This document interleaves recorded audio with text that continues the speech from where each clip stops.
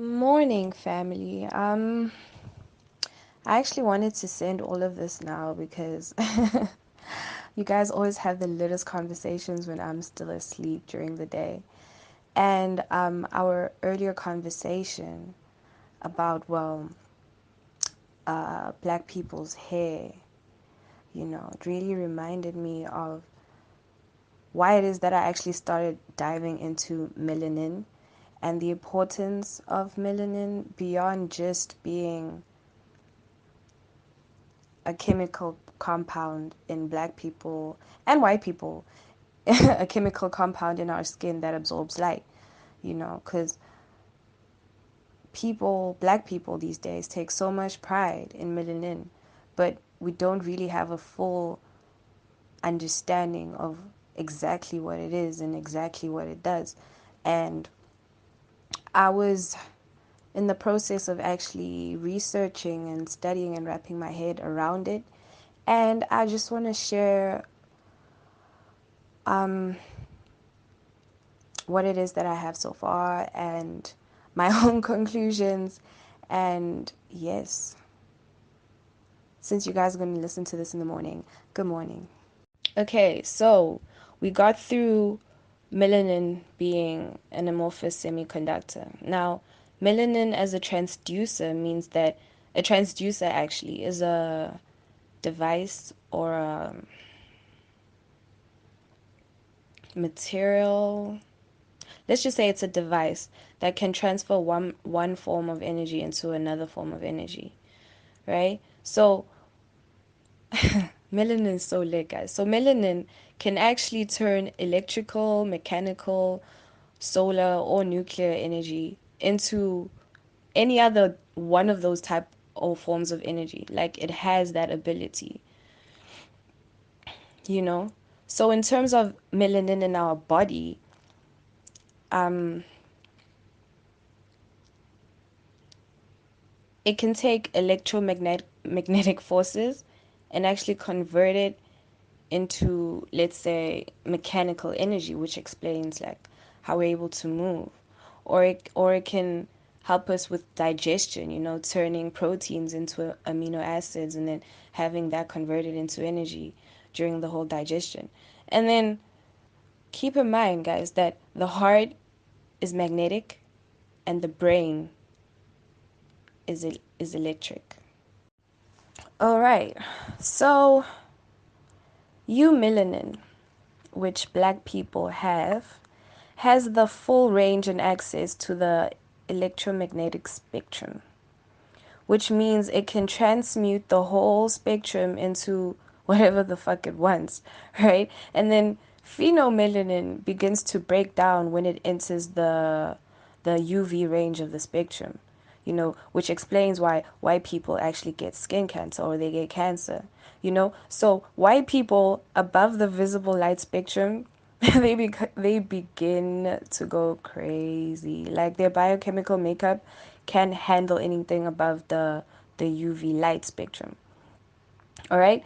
And then also with the visible light spectrum, we need to keep in mind that there's 7 colors in the rainbow and there's 7 frequencies to the electromagnetic spectrum. You have the radio waves, the microwaves, the infrared, the visible, off the visible. What's off the visible? Off the visible is a UV, yeah, and then after UV is the X-ray and the gamma rays, right?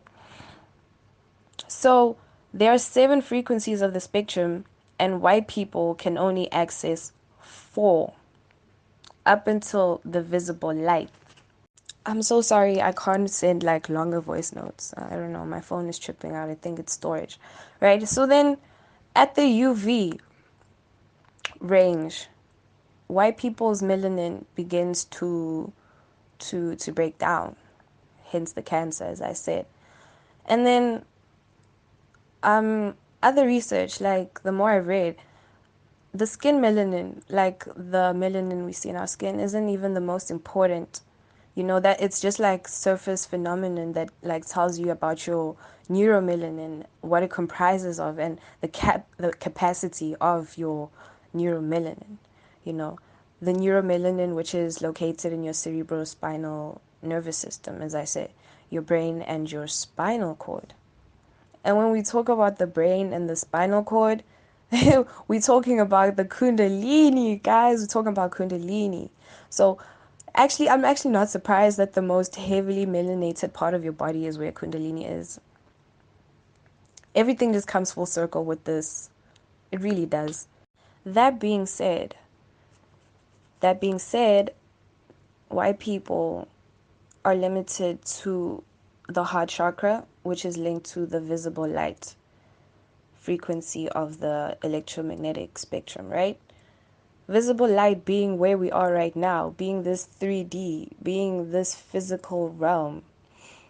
Okay, and guys, keep in mind that like already the heart chakra is separated from the lower chakras by the diaphragm.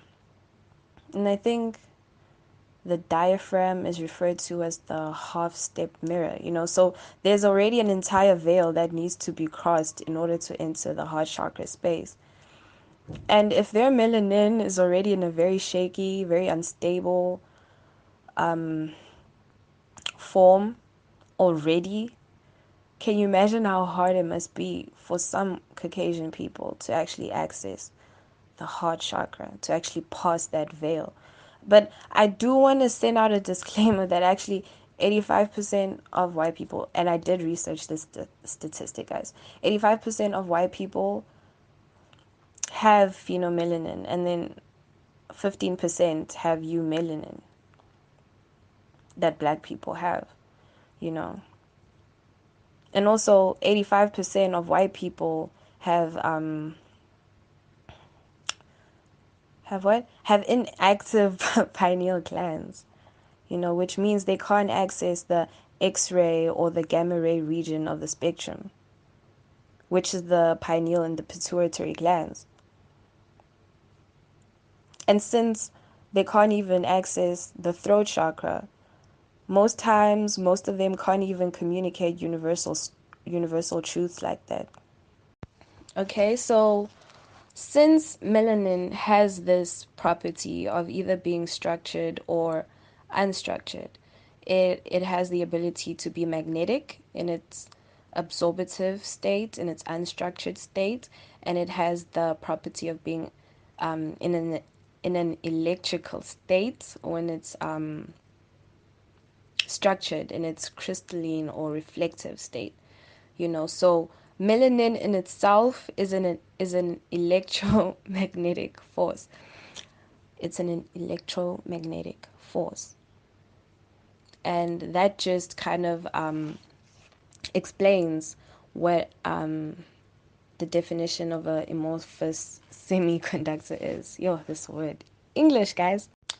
I so black people have access to the entire electromagnetic spectrum, while phenomelanin, which Caucasian people have, breaks down at the UV range, right? And the sun gives off all the frequencies of the spectrums of light, not just UV. So, 7 colors in the rainbow relate to the 7 frequencies of the spectrum. And these 7 frequencies of the spectrum relate to the 7 chakras. So each one of your chakras relates to a certain frequency of the electromagnetic light spectrum. All right. So if white people begin to break down, if their melanin begins to break down at the UV, once they actually pass the heart chakra space, they can't actually access higher than the heart chakra space based off this. They have no access to the higher chakras, being your throat, your third eye, and your crown chakra.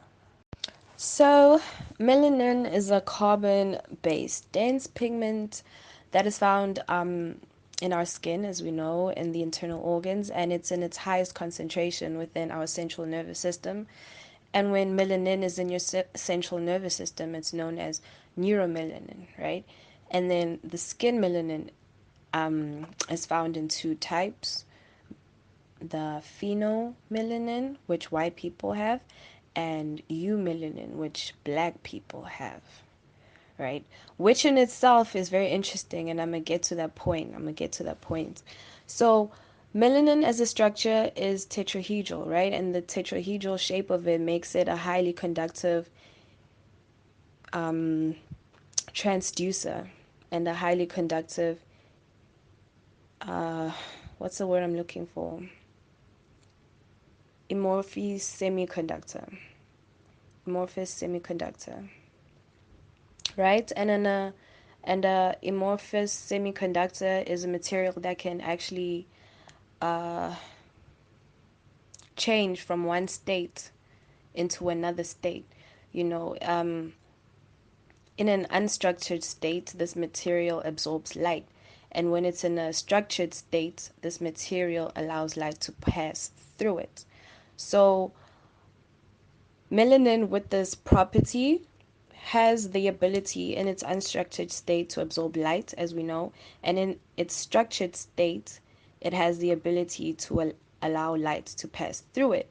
So then this got me thinking, because like melanin is carbon based, right? And when it's unstructured, it absorbs light or heat, and when it's structured, it lets light pass through it, just like coal, you know, because coal, when it's structured, is a diamond, and diamonds reflect or allow light to pass through them.